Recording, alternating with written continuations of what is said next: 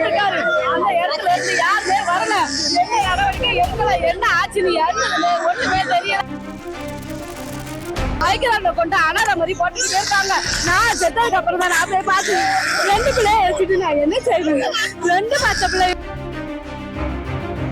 ஒரு கூலி தொழிலாளிக்கு 40 அடி உயரத்தில் வேலை வாங்கும் பொழுது அவர் உயிர் சம்பந்தமாக பாதுகாப்புக்காக எந்தவித உபகரணங்களும் செய்யாமல் அவரை வைத்து வற்புறுத்தி வேலை வாங்கியிருக்கிறார்கள்.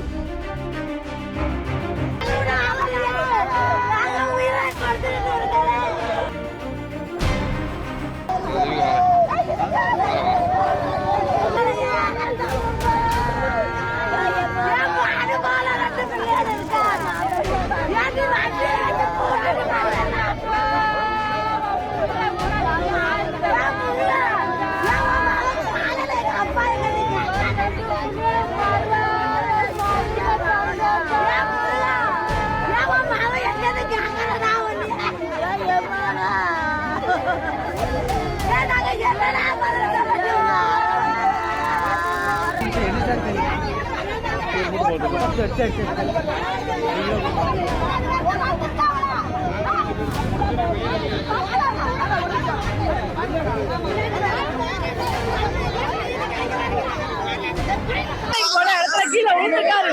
அந்த இடத்துல இருந்து யாருமே வரல.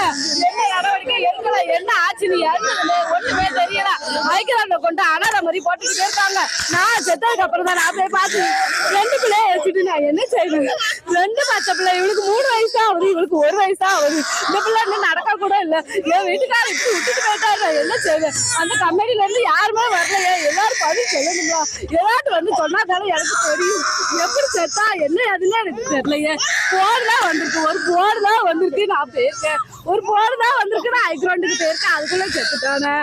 பொறுத்ததான் நான் பார்த்துட்டு வெளியே தான் வந்து நேரத்துல இருந்து நான் அழுதுக்கு தான் இருக்கேன். என்னதான் நடந்துச்சு வச்சுட்டு எனக்கே தெரியலையே.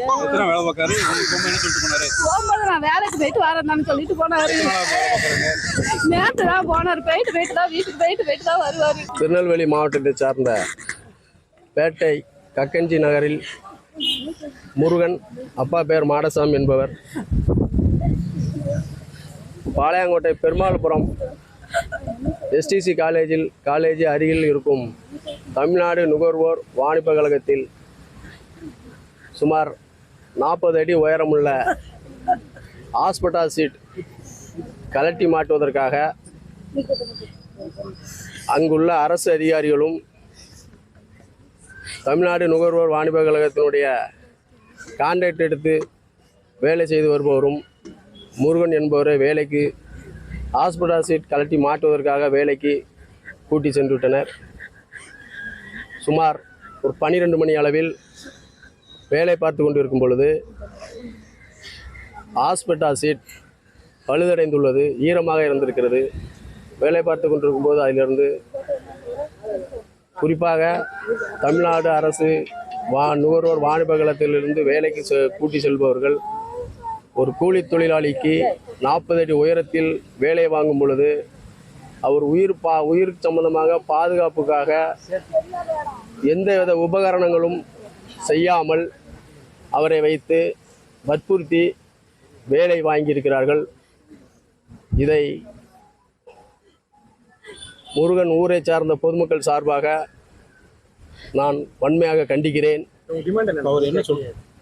டிமாண்ட் இறந்த முருகன் என்பவருக்கு மனைவி பாலம்மாள் என்பவரும் 3 வயதில் ஒரு ஆண் குழந்தை முகிலரசனும் 1 வயது கொண்ட பெண் குழந்தை சுகிசாவும் உள்ளனர். அவரை வைத்துதான் அந்த குடும்பம் வாழ்வாதாரத்தை தொடங்கியுள்ளது.